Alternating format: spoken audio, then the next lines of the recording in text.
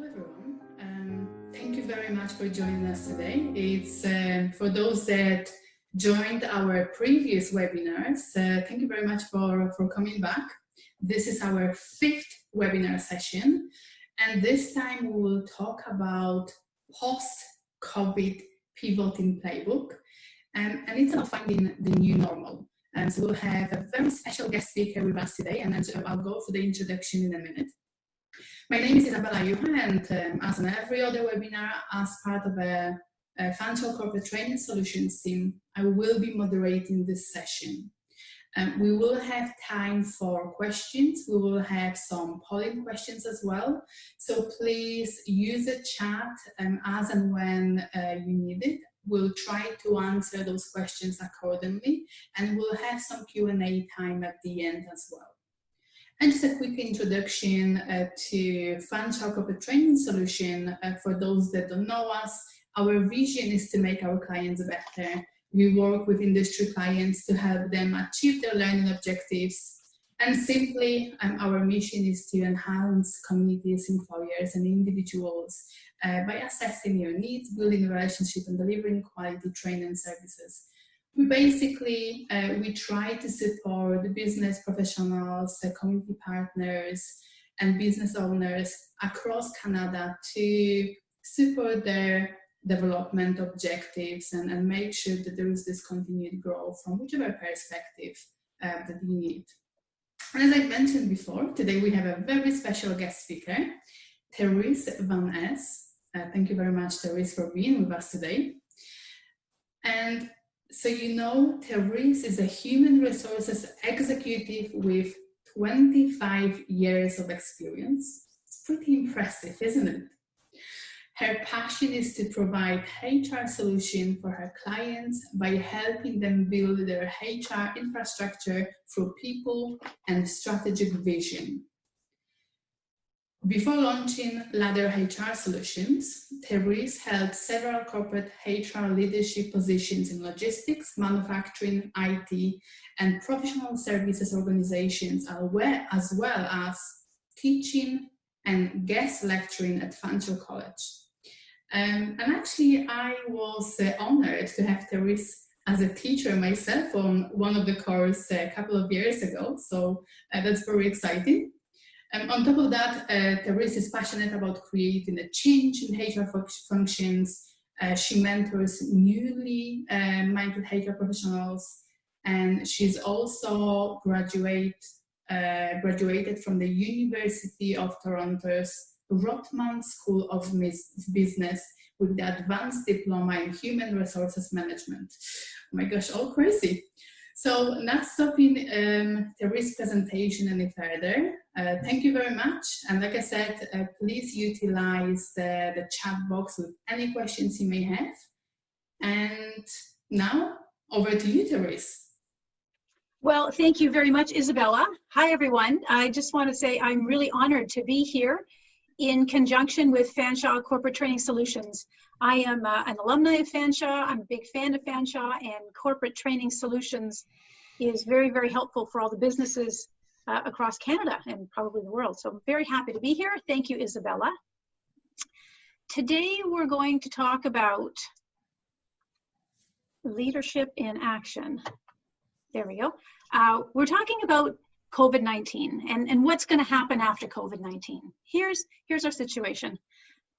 We're in really unprecedented times, and for those of us who have businesses in these times, or if you're leading a business, or if you're an HR professional in a business in these times, we really don't know what to do next. So what are we going to do next? That's the question. So what we're going to talk about today is how to evaluate our current situation, our current business plan, against the new normal, whatever that is, and determine what goes next. Module 2 will look at identifying and rallying early adopters to help gain acceptance. So there will be people identified in your organization who are on the innovation and early adoptive curve, and then at the other end of the organization where people will be laggards. And we're going to talk about them and see how we can get them on board. Module 3 we're going to ensure that policies and practices are aligned with the plan. And then now module 4, which is a huge issue in most organizations, is how to execute a plan. Then we'll follow that by conclusion. And before we get started, kind of like to do some polling. We're going to look at the innovation readiness scale. If you could take a moment and answer the poll, and we'll just see where you believe you are on this innovation readiness scale. Thank you very much, Therese. I'm just over to launch the questions. You should see it now. So the first question is, rate your own current perception of your level of openness between low, medium, and high. If you could answer all those 3 questions right now, this would be amazing, and just we'll give about a minute and I will share results with everyone.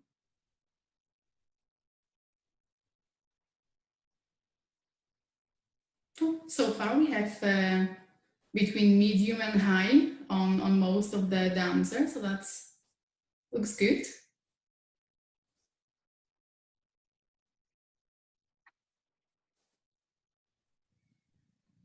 Okay, just maybe 10 more seconds and I will release the results.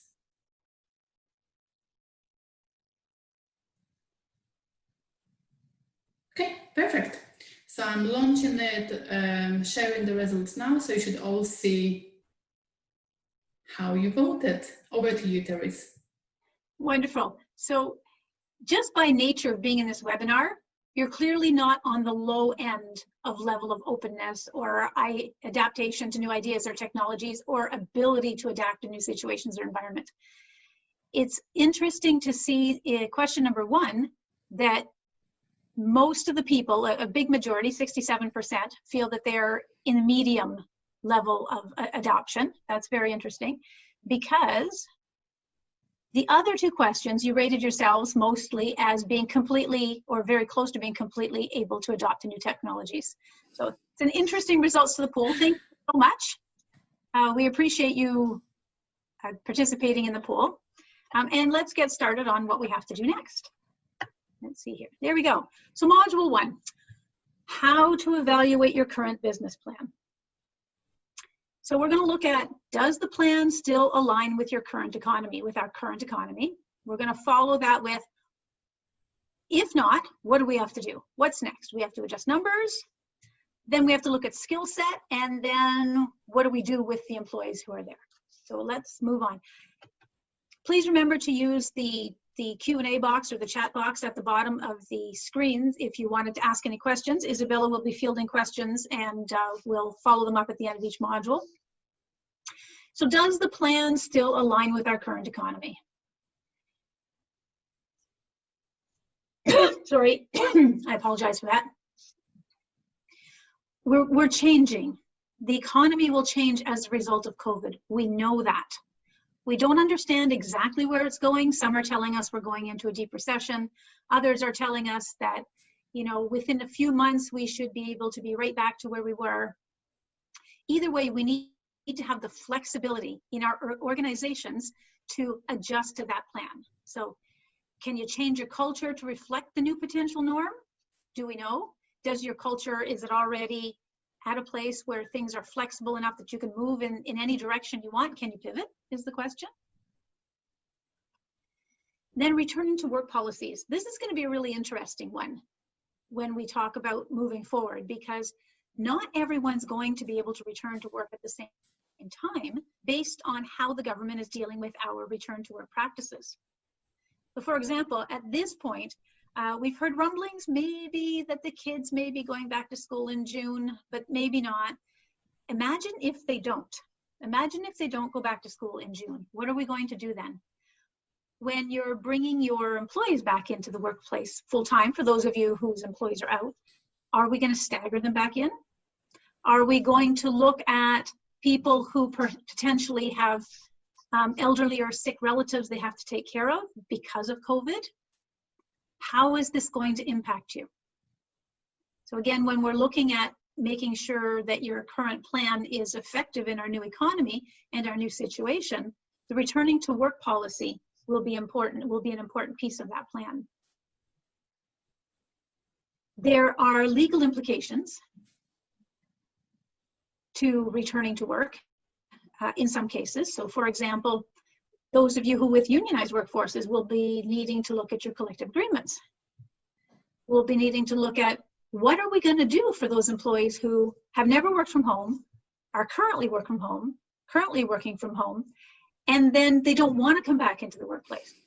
What kind of accommodations are we going to make? What kind of legal implications are there for these employees? This is what we need to know. And this is where we're going to need to apply flexibility. And you know, the interesting piece around all of this is it's going to come down to the culture of your organization. Do you care about your employees? Do you treat them with compassion? Do you treat them with kindness? And you wrap all of that up in with compliance, because of course that's the cornerstone and the backbone of how we do business. We all play by the rules, whatever the rules may be. Mental health.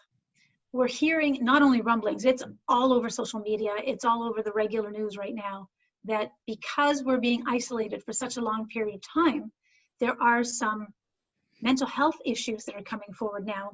There will 100% certainly be residual mental health issues that come into the workplace. Mental health issues that we didn't have to worry about before. Now we're going to have to look at the potential of having a more fragile workforce than what we had previously. If you have a benefits program, now is the time to augment your EAP program if that's possible, or provide any other type of accommodations that's reasonable for your company, as well as for the employee population that you have. And then do you have to readjust numbers? So there's target revenue numbers, there's short and long-term goals, there's full-time employee numbers. What's going to have to happen? So let's take a look at that for a moment, one at a time, and see what types of things we need to be thinking about moving forward. Do you have the right employee skill sets? There are certain skills that employers want from every candidate on a regular basis, on a regular day, before the new normal that we're in now. From entry level to executive, every employee needs to have a certain set of skills or competencies aligned to their type of role in the organization to help them move forward from this pandemic. And assuming that we're going to have new goals and new revenue numbers, COVID-19 has changed the landscape, so we may require different skill sets. These are the typical skill sets we see across organizations that are important in most, if not all, roles. We talk about communication. I would be remiss if I didn't tell you that as an HR consultant, every single organization that I go into, communication is dubbed as one of the leading issues. The reason for that is that we're people. We're people, we all communicate differently, we all express differently, we all receive differently, we all have different and favored methods of communication. Communication is always a big deal, but how is that going to change in your organization? If you're going to have more employees working from home, then you will have to have more different varied types of communication. You won't be able to rely on the face-to-face. It'll be more just like this, having webinars, having Zoom meetings, maybe more phone calls. Decision-making is always key in organizations for employees who are in any type of role that requires any type of autonomy. Flexibility in the employee and the employer, again, commitment. Innovation. Innovation becomes particularly important at this time in the game because of the change and the adaptation to change and the adoption of change, and the rate at which we change will require innovation in your employees. Do you have an innovative skill set in your employees? Do you have employees with an innovative mindset? These are all things to keep in the back of your minds. Integrity is always at the forefront. Leadership, lifelong learning. Motivation will change. The type of employee with motivation, you'll need to have more employees with self-motivation, depending again on what happens with your workforce. Teamwork becomes different, and time management, as always, is also very crucial. Another big question is, are you going to need to provide training to your employees? as we move forward into this new normal, some things we're going to need to look at is maybe cross-training. Maybe several of your employees, or maybe you've had to, change the size of your workforce and you'll need to cross-train some employees. Perhaps there's new technology coming into your workforce and you'll have to do some training with respect to that. Maybe there's new processes. Team meetings might be the same. You might be able to revert to what you were doing, or they might be this way. We can talk about employee growth systems. How do you help your employees grow throughout the organization? What types of conversations are you having with them?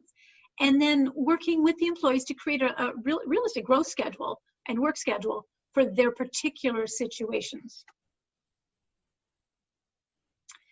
That's the end of Module 1. And so we are 16 minutes into the presentation. As mentioned before, if you have any questions about what we covered so far, please feel free to share it through chat and we'll definitely cover it. If not, we can move to the next part. Okay, perfect. We're happy to take questions at the end as well. We will have a few minutes left for that. Okay. We don't have any questions so far, Therese, so I assume it's all good. So thank you very much, and we can just carry on with the next module. Perfect, thank you. All right, so let's talk about the bell curve of your workforce from innovators all the way to laggards. It's called the diffusion and innovation model. I'm fairly certain many of you have heard about innovators and early adopters. We recognize that throughout our workforce, like you remember when we were in school and we were graded on that bell curve. I don't know, maybe not everybody was, but certainly I was. I know that not too many people were allowed to have A's. Well, we're in a situation when we look at this bell curve now. It's about your employees and how they adapt to change in the workplace and outside of the workplace. You'll see that 2.5% of your workforce are innovators. We'll talk about what an innovator looks like in a few moments. 13.5% are the early adopters. So between the early adopters and the innovators, that's the group that's really going to move your workforce forward with your new plan. Then we have the early majority, and we have the late majority, and sadly, at the end, we have the laggards. Here's another way to look at the diffusion model. The innovators, they're saying, yay, shiny new happy things. Yay, shiny new things, I want to take them on. And then the early adopters are looking at the innovators and go, wow, cool kids have a new tool. I want that. And then there's a big chasm between the early adopters and the early majority. And the early majority is kind of sitting up there thinking, okay, looks interesting. Not sure if I'm going to go along with this. Not sure what I'm going to do with it. Is it really for me?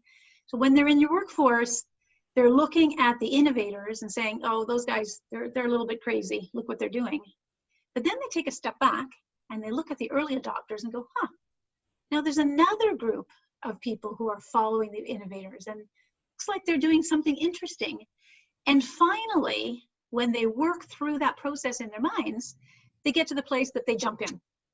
Well, jump is too strong a term. They wade in. They wade in. So now you've got half of your team on board. But as we move through the curve, we move through to the late majority. And the late majority is, the first group of them is, what are those weirdos up to? So now you've got half of your employee population moving in the direction you want them to move in. And then you've still got 33% who are dragging them behind. They're just dragging them. Are they ever going to come up to speed and come on board? They will. They won't be happy about it, but they will. And then we move down to the laggards. Now, can you imagine? I want my fax machine back. I don't want to do it this way. I don't think this is right. How come we have to change what we're doing? It worked so well the other way. These were our laggards. So I thought this was kind of a comical business illustration to be able to define what the diffusion model really looks like. So what does it do? It classifies entries. It classifies employees into categories that we just looked at: innovators, early adopters, early majority, late majority, and laggards. And the phase one, they're the innovators. It's 2.5% of the group, as we mentioned, and they are the first group to adopt innovation. So how do you know who they are? Well, or what's their profile? They're generally willing to take risks. Often they're youngest in age. They have great financial lucidity. They're very social. And usually they're right on top of all the newest scientific research, interactions, and they're talking with other innovators all the time. They're always trying to find a better way to do things. And then the early adopters, you like them as well. They're about 13.5% of the group. They're considered to be what we call opinion leaders. They share positive testimonials about what they're seeing the innovators do and what they're doing with the innovators. And they're always looking for improvements in efficiency. They don't require much persuasion because they're really receptive to change. Typically, but not always, they're younger. Again, they have more financial lucidity. They understand how dollars work. They have an advanced education normally, and they're more socially forward than the late adopters. The one difference, predominant difference between them and the innovators is that they make more judicious choices. They take a little bit more time looking at all of the parameters around the choice they're about to make, whereas the early adopters, the innovators just jump right in there and go, yay, shiny new thing, I'm going with it. These guys are like, well, okay, shiny new thing over there, let me do some research, yep, I'm in. So your early adopters and your innovators are going to move your, workforce forward. How are they going to do it? How are you going to pick them out in your workforce? Well, you're going to make the latest tools and information available. And once you've done that and you encourage a culture of experimentation, it gets the employees thinking about new ideas and how they can use these latest tools. Once the entire package has been put together for them, you just sit back and observe which employees are using the new tools, appear more engaged, are excited, are the evangelists, are the ones wanting to move forward. These are the people that you want leading your charge when you're trying to align to our post-COVID new normal. You've got to get these people on board so that they will eventually get the others on board. Not sure the laggards will ever come on board, but they won't have a choice. You can encourage them to provide new ideas and innovation. You have open communication within the team. And then again, which employees are attaching themselves to new ideas? Those are the ones that you want to move forward with. You want to bring on board much more quickly. And then really, if you give them some sort of incentive or reward for moving forward, they will be jumping all over the place. They will be so focused on achieving your goals and changing direction, and your workforce will be adapting to the post-COVID new norm in no time. In order for any of that to happen, we as leaders need to cultivate the company mindset of curiosity. We need to be able to embrace the change and risk change in the name of progress and cutting edge disruption. So they won't do it. No one will do it unless you're following the lead to do it. And then the early majority, they'll come on board. They're a little slower in the adoption process. They have a lot of contact with the early adopters, and they don't really have a strong opinion. They're happy to do what the majority want to do. The late majority will adopt after the average member of society. So once the first three phases are on board, they'll move forward and they'll say, well, okay, looks like it's a good thing. Everybody else is doing it. I'm on board. Typically, they're a little more skeptical about the innovation, so they need to see some proof. And the innovators and early adopters and early majority will be showing them the proof. And they're generally in contact with, birds of a feather flock together. They'll be in contact with other late majority people. And they, like I said earlier, they don't really have their own strong opinions on this other than being a little bit averse to change. The laggards are still 15%. This particular statistic always baffles me.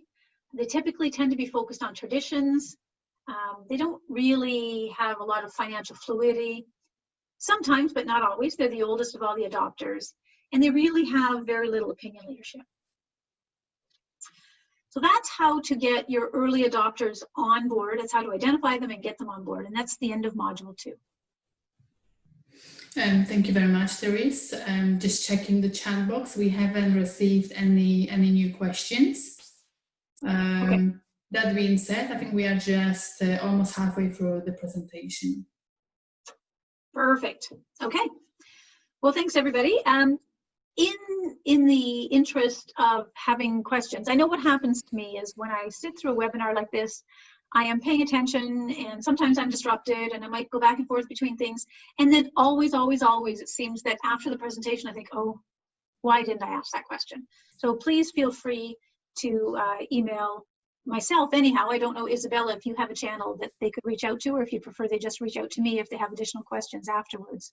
I think everyone have access to email, either my own or the CTS email as well. So if any questions come along, they can just reach out after you receive the recording, and then we can do the follow-up, Therese. Perfect. That's a better idea. Thanks, Izabela. Makes it easier for you. It does. It does. If you can summarize them all into one email, send them off to me, and I'll be good with that. Perfect. Okay, perfect. Module 3. We need to ensure that the policies and practices are aligned with the new plan. You need to review them. You need to create incident or violation debrief forms. Sometimes there's new policies and procedures that have to be created. Sometimes current policies contravene your new plan and you don't know it until you're into moving forward with it. So in reviewing policies to ensure that nothing in them contravenes the plan you're putting in place, it's a very detailed and sometimes laborious process. Therefore, it's best done regularly and proactively. We shouldn't really wait until there's an incident to occur before we review and update company policies. As soon as you go through a large-scale change, like return to work after a pandemic or sending people to work home throughout the pandemic, it's a good idea to review the relevant policies. We need to make sure that nothing we're putting in place contravenes the policies. Often, what I've seen in the past little while is that many employers did not have work from home policies. Many employers did not have layoff policies. And we've sent people to work from home and we've laid people off and put them on the CERB without having the proper policies in place. So we've done things that contravene our own employee handbooks or our own corporate policies. That's why it's important that the policies align to your new strategic direction. So if part of your new strategic direction is to keep people working from home, then we need to make sure that the policy handbook aligns with that. We need to make sure there are policies in there that detail exactly what that means and exactly what the health and safety implications of working from home mean. And what about the confidentiality implications of working from home mean? What happens if your spouse, your brother, your father is looking over your shoulder at your computer screen like this when you're trying to get some work done? What about the home office? What does it look like? Do they need to have a particular closed door? All of these things we need to be thinking about as we're putting our policies in place. Now, broad sweeping changes like sending everybody to work from home and then bringing that back to the workplace doesn't affect every kind of policy. So probably don't need to look at your vacation policy, probably don't need to look at your absenteeism policies, but you will need to look at the policies that are completely aligned with your new, excuse me, with your new direction. It's a little bit tricky trying to keep track of what's going on with your new direction and with policy. So we suggest creating an incident or a policy violation debrief form. The idea is just to document exactly what's going on that's not aligned with policy. So we examine the details of what's going on and understand if the employee or the employer carried out the procedure properly. We identify gaps and then make sure that we circle around and train, create the training and train and or communicate to the employee about the policy. Now, not every policy violation results in a sweeping policy change. Sometimes it's a single incident, so that requires additional training or remediation for the employee involved. So again, a work from home policy, ergonomics policy, anything that's attached to whatever change there's been in your plan is what we're really looking for. Sometimes we can see trends from policy violations. Maybe the policy, maybe people are contravening the policy because it's outdated. Maybe it needs clarification. Maybe we need increased training in that area. Maybe we haven't communicated well enough. I'm going to take a step out on a limb and say that when there's a trend, it's oftentimes we need to look internally at the people writing the policies and at the amount of communication we've done with people outside of the policy writers to ensure that what we're proposing is actually realistic for the organization.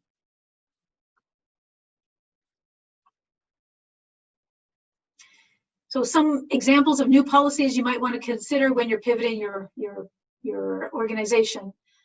By now, hopefully everybody has a pandemic policy in place. It's something that, you know, it's been in some of the organizations I've worked with for a long time, and we just kind of had to dust it off and, okay, we have a pandemic policy. Let's see, how are we going to move forward with this? In many organizations, though, I do know that there were no pandemic policies, so now is the time. Layoff policies came shining brightly into the spotlight, because again, most people following the ESA knew what to do when they were laying off, but they didn't realize that they weren't technically allowed to lay off without having a layoff policy and having the alignment to that in the employee contract. Remote work policies are something you might want to consider, confidentiality policies, return to work policies, safe work procedure policy, all things to look at when you're realigning for your new normal.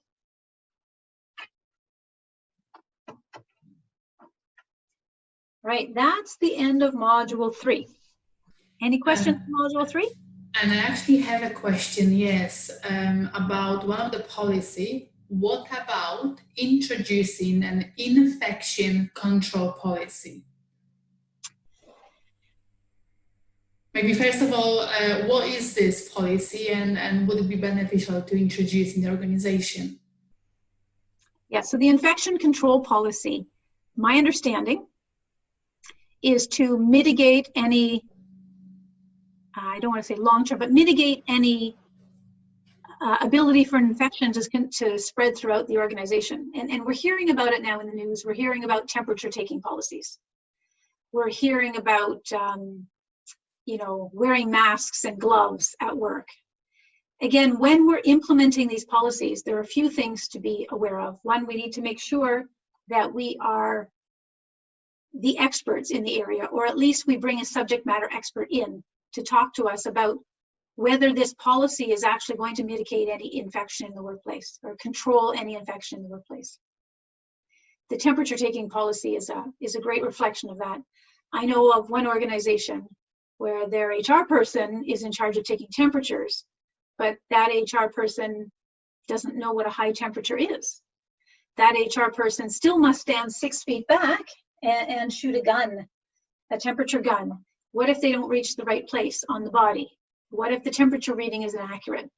Unless you're a subject matter expert in the area, how valid is that information? And then what do you do with it? So the infection control policy, I think, is important to have, but I think it's more important, or is substantially important when moving into, to bring a subject matter in to help you develop that policy, and to, in times of pandemic or in times of probability of rapidly spreading infection, to have an expert on site.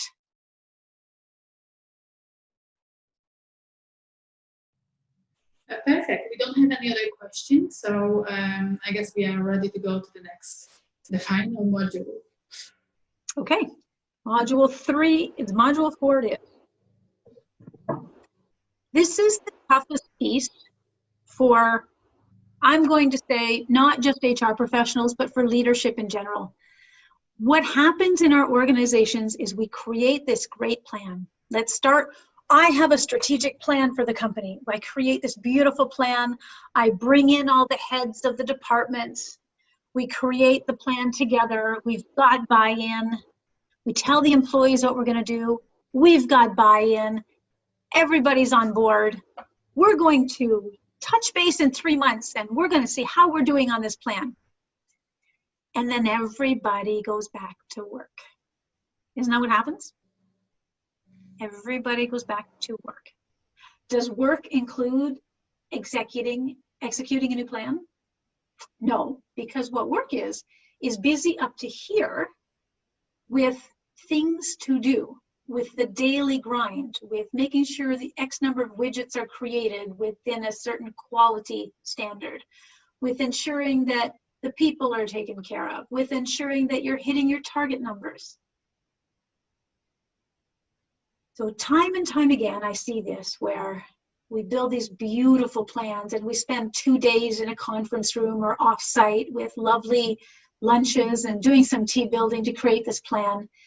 And when push comes to shove, the plan is not executed. Well, that's all well and fine, except now we're not in that position. We don't have that luxury when we're coming back from COVID. If we need to pivot, we actually need to execute on the plan. Otherwise, businesses will fail or departments will fail and we won't keep up. So how are we going to do that? First, the plan before the plan is the change management plan. So we're going to look at the change management plan. We're going to look at components of an effective change management plan. I'll give you a couple of samples of blank change management plan outlines. Then there have to be some goals, and the 5 golden rules of goal setting we'll discuss. Then we have to communicate the goals. Then we have to follow up, and then we have to do. And then we have to follow up, and then we have to do. And then we have to follow up, and then we have to do. I think you get it by now, right? Follow up and do. All right, so let's take a quick look at how we're going to execute your post-COVID plan. So by now, when you get to this stage, you've got, you have to have different, you may have to have a different revenue target. You may have to have a different profitability target. You may have to have a different full-time employee target, so a staffing count. You may have changed from widget ABC to widget CDE, like some companies have changed from providing dog beds to visors for frontline workers, right? So whatever you're doing, you need to set that out in the plan. So when we're creating a change management plan, it's important to define the activities and roles to manage and control during the execution and control stage of the project. Again, we're going to define the activities and the roles that we need to look at. And then we measure the plan against the projected baseline. And what that means is a detailed description of the project scope, the budget, and the schedule. Now the scope, the budget, and the schedule are 3 different things. They're 3 different things, for those of you who can see my fingers. But they are unique in and of themselves and require a lot of work. Creating a change management plan is not something you do in an hour. And then the purpose of the plan also is to manage the quality, the risk, the issues, and the actual change. So it's more than just the plan.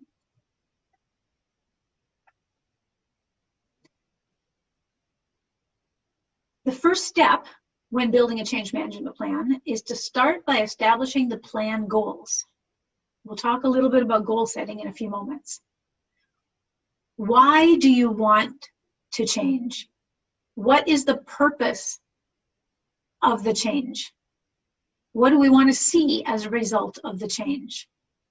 How will we know we've been successful in changing? These are all the different types of goals you might want to think about when we're creating the change management plan.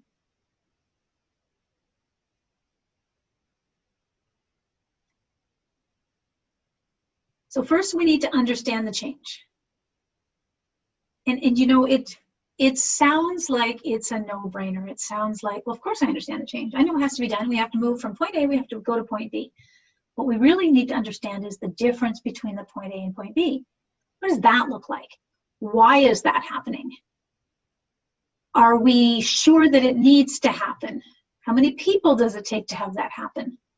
Do we have too many people? Do we have not enough people? What's that going to do to our financial target? What's that going to do to the mental health of our current workforce and our future workforce? So really we need to dig down and understand the changes that have to happen. It's not as easy as it looks. It takes time. We all like to think we're experts in change management. The reality is that we're not all experts in change management. We're all experts in something. We don't need to be experts in change management for all of us, but we do at the leadership level need to understand how to create the plan and to bring subject matter experts in who can help with the change management if necessary. So we need to incorporate awareness and adoption of the goals. So what does that mean? It means we need to be talking to the employee population, raising awareness and gathering people to help us adopt the change. How do you do that? Well, that's what you're going to create as one of your goals. You're going to look back at the model we looked at earlier in the presentation and say, okay, well, we're going to change this plan. We're going to move from point A to point B. Who do we have on board who can help us? How are they going to help us? Are they leaders? Leaders are not found just at the top level of the organization. Hopefully everybody at your top level is a leader. The likelihood is you have leaders at every level of the organization, and they have their own followers and people will follow them. And then we need to define KPIs. They need to be quantifiable to measure your plan success. We need to apply them and make sure that they make sense in the context of the change. And then we need to establish a change team. It's not something that one person is going to do on their own. Even if you're a five-employee company, you really need to bring somebody in outside of the top leadership to help you gain the change. We need to involve everybody, all stakeholders at all levels, from the CEO to the people who are creating the widgets, to the administrative team.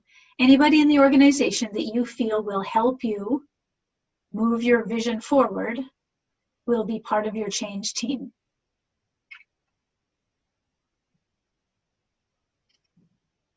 Then you're going to recruit a task force to spearhead the change management plan. So these are people in leadership roles, department heads, subject matter expert, who have, I'm going to say, some power and some authority and have the ability to educate the rest of the team on the changes and provide support and answer questions. Providing support throughout pivoting for a post-COVID plan is going to be important. If you're not in a position where you're able to provide support, find somebody else in your organization who can. As leaders, we find ourselves busier than we want to be generally because there's so much to do, and sometimes it's okay to put somebody else in charge of the plan or providing support, as long as it's somebody in your organization who inspires trust in others, who is a leader regardless of title, but who is a leader who people look up to and who easily creates trust relationships. Then we determine the necessary resources. Change management is sometimes resource intensive. Sometimes it's the plan to make the change is more resource intensive than actually initiating the change. But when we identify the necessary materials up front, it will avoid potential delays in the execution phase. Then step 3 is to develop the plan. Now this one's fairly self-explanatory. The project planning moves and morphs into a documented roadmap, and that's what lies at the heart of the change management process. You've got your map, you're creating the map that we're going to follow. It's like a general project plan, really, or I really like to compare it to a roadmap that we follow. You know, here's point A, here's point B, here's point C. Ooh, darn, we had to detour to point D to get gas so that we could come back to point E. Having this change management plan and developing the actual plan helps you avoid scope creep. It's really easy to go off plan. Very, very easy to go off plan. So first we create a task list. So now we're getting down into the nitty-gritty. Now we're getting down into the details. Now we're getting down into the step by step of everything that needs to be done under a particular goal. These are the steps that must be completed. So we're going to create the list. We're going to add a line item for people to the list, not just the list itself. Then there's going to be a timeline. How long is it going to take to create goal A? How long is it going to take to create goal B? If that's not possible, we're going to take a look at which task can be accomplished after the change. That happens sometimes. It's not a preferred method, but it does happen sometimes. But we need to know that in advance so that we can prioritize and know that we're still going to hit our milestones and hit our goals and hit our KPIs. There are project management tools that are available to you. You can do something simple like build a task list. You can use MS Project, you can use a Gantt chart. Whatever it is that's easiest for you to use and to be able to communicate with your team. It's a communication tool that is critical that everyone understands. I have seen people use Gantt charts and have sent them out to their teams, and their teams are looking at them thinking, I have no idea what this is. I don't know how this works. Please help me.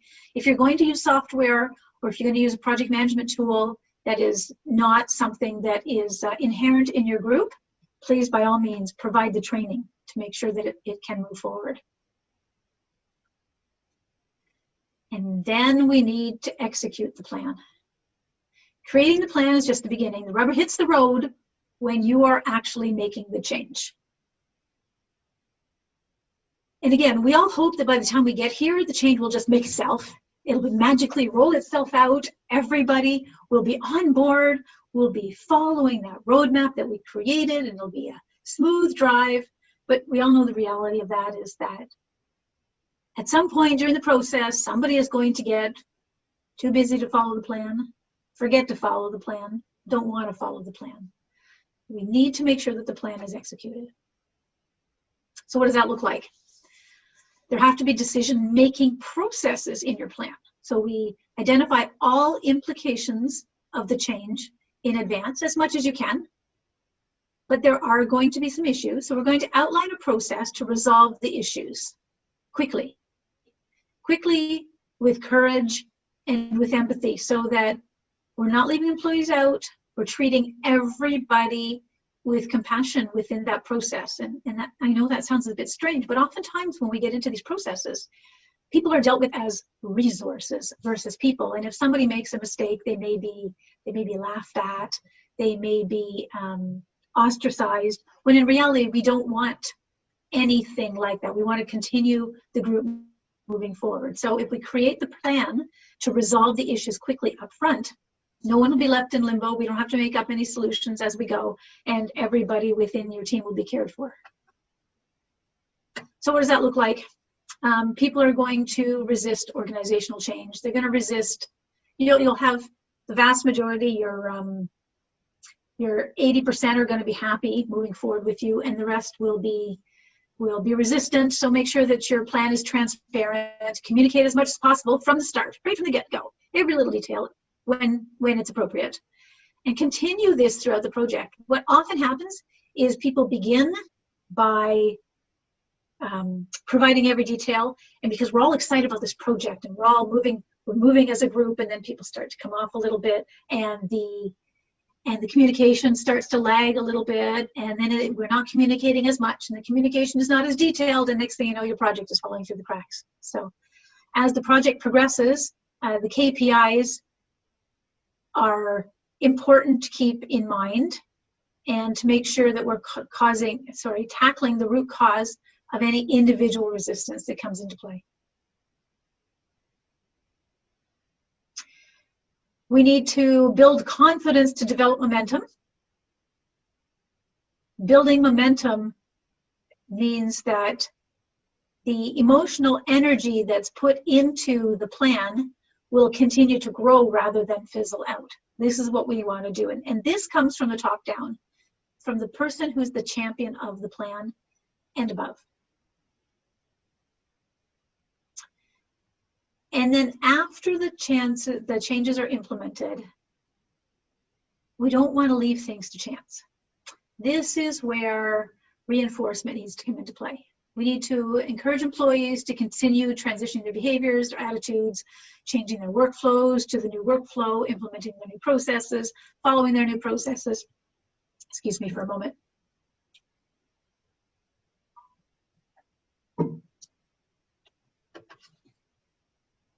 So how are we going to do that? Well, we're going to provide positive incentives, right? We're going to use the carrot, not the stick. So we're going to listen to what the team members have to say and maybe create process to make it easier for them if that's what is required. We're going to regularly review and adapt progress towards adopting the changes. We're going to acknowledge the need to adjust and make necessary changes as we start to experience the real world situation of what we thought our plan was going to be. Here's a couple of change management documents. You can see that they're fairly simple. Change management documents can be anything from as simple as this to long detailed plans. When we have long detailed plans and documents and forms, we generally don't fill them out. We're human beings, we're busy, we don't want to, we don't want to make the time to fill them out. So small bits of information in a very readable, very doable plan, as these two examples show, are the easiest ways to make sure that your change moves forward. Personally, I like the one on the right. We simply talk about the project name, who's it prepared by, and then an introduction to project sponsor, project objectives, and changing the objectives and principles. And then again, in order to just do it, we need to set the goals. So we need to set goals that motivate. We know that. We need to set SMART goals: specific, measurable, attainable, relevant, and time-bound. What I like to talk about when I talk about SMART goals is we're going to do this by this date in order to achieve this. So just to say that my goal is I'm going to learn Excel, it's really not a SMART goal. But if I'm going to learn Excel by June 3rd in order to be able to provide a spreadsheet with workable pivot tables to my boss so he can analyze data, that's a SMART goal. And we have to set our goals in writing. That makes sense. A little tip: never use would like to or might. Always will. Always, I will reduce my operating expenses by 10% this year. Not, I would like to reduce. How wishy-washy is would like, right? I would like to reduce my operating expenses. No, no, no. You're setting the goal, you're setting the goal. I will reduce my operating expenses by 10% this year. Then we make an action plan for the goal. Everybody thinks, not everybody, many people think once you've got the goal set, that's it. Oh, good, I want to reduce my operating expenses by 10%. What people don't understand is from that goal statement is the action plan, the individual steps. Make check boxes if you want to, whatever works for you to create the individual steps. Then you have to stick with it. Your end destination is where you have to point towards. And I know when the light is over here and the end destination is over here, sometimes you go over here. If you're over here thinking about this, that's fine. But if you're over here and all of a sudden you're on a different path, not so fine. You need to align yourself with that path over and over again. We need to look at it regularly to make sure the relevance, the value, and the necessity remain high. And then communicate, communicate, communicate. Have your goals posted someplace. Have your new vision of what you look like post-COVID posted everywhere in your building, whether it be on the manufacturing floor or in the office or on your bulletin board. Post it, post it, post it. So you're going to define the goal. You're going to set the specific and measurable actions. You're going to communicate it. You're going to predict all possible challenges ahead. You're going to inform everybody involved. You're going to adjust the message. You're going to ensure understanding, and you're going to use effective communication techniques. Then we'll follow up. Follow up like is an essential part of execution and one of the pieces that gets left behind quite regularly. Your follow-up should include a variety of different measurements that enable you to understand if you're headed in your right post-COVID direction. You can look at things like outputs, outcomes, short-term, long-term. You can look at revenue numbers. You can look at number of new clients. You can look at, did you enter the vertical you wanted to enter? In the end, really, we just need to do it. Just do it. It's time to shine. It's time to shine in this new post-COVID reality and say, all right, I got through COVID. Our company got through COVID. We were headed in this direction. We're still headed in this direction. Or you know what? We were headed in this direction. Oh, we're headed over here. But we're going to do it. We have a plan. We've aligned with our new realities. We're moving forward. If you don't make the first leap, you're never going to achieve that goal. I'll turn it back over to Izabela to finish us off for the day. Thank you very much, Therese. It was very, very interesting, good detailed presentation. We just have one question coming up. We talked a little bit about the positive reinforcement. Obviously, you know, the theme for today is getting through what's happening and finding the new normal, whatever it is. The question is, what's the best way to actually motivate people to be innovative and accept the change and new policies in the workplace? Sorry, Izabela, you broke up a little bit. I think I heard the question to be, what's the best way to, in our new normal, what's the best way to motivate remote workforce to be innovative and to be willing to accept the change? Okay. Hang on 1 second, I'm writing it down. So what's the best way to motivate the remote workforce to be innovative and willing to accept change? Yes. That was the question? Yes. Perfect. Innovation is an interesting thing. Innovation and motivation are interesting things. Motivation is very intrinsic. It's very difficult to motivate people to do something they don't want to do. We need to make the idea of innovation exciting and attractive to everybody in the organization. We need to provide rewards, and a reward doesn't have to be a monetary reward. It could be a, wow, great idea. Why don't you lead with that? Why don't you take the project and run with it, you know? And having the remote workforce, I don't see, and I know I have a very different mindset on this. When we hire the right employees from the get-go, and by right, I want to explain that a little bit, because the right employee for your organization may be the wrong employee for this organization. You know, people get released from organizations for various reasons, and then they find another spot someplace where they fit better.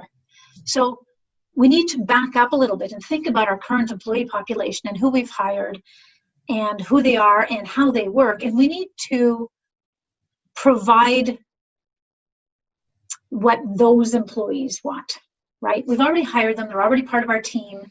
They're already somebody on our bench. And we said, yes, we want you just by hiring you. But all of a sudden, we've changed the game. We've sent them home when they wanted to work in the office. So we have changed the game, not through anything that we want to do. I mean, Doug Ford sent us all home to change the game, but that's our new reality. So for the current employees that we have, it's a real struggle because that's not the way they came into the game. So how are we going to motivate that? That's a really great question. I think it's really communication, understanding who they are. There are several organizations that I'm working with right now that have employees working from home. They have employees on layoff, and we are calling them twice a week, just making sure that they're still engaged, just having a conversation. Checking in on their mental health is critical. When you're checking in on an employee's mental health, they feel that you care, and as such, they will become more motivated if they weren't already motivated. It's a big question. There's no easy answer, and the answer is not the same for everybody, yet alone anybody. That's the issue around this. So the only sort of global answer is to make sure that you are communicating with your remote workforce regularly and really listening to them. It's not about talking, it's about listening to them to hear what they have to say about their current mental health, about what's happening in their families, about their concerns around what they're doing. The innovators will shine. The innovators will come to the top all on their own. Perfect. Thank you very much, Therese. I agree. It's listening is the most important point, and understanding what motivates individuals themselves. That will make a biggest difference. So Therese, we are at 2:00 right now, so it's right at the end of our presentation. I just wanted to mention to everyone, you will get a recording of the session, and if you have any additional questions, please feel free to follow up with me. And Therese and I will do our best to follow up and answer any questions that came over. Thank you very much, Therese, once again, and have a beautiful day. Wonderful. Thank you, Izabela, and thank you everyone for joining us. Have a great day.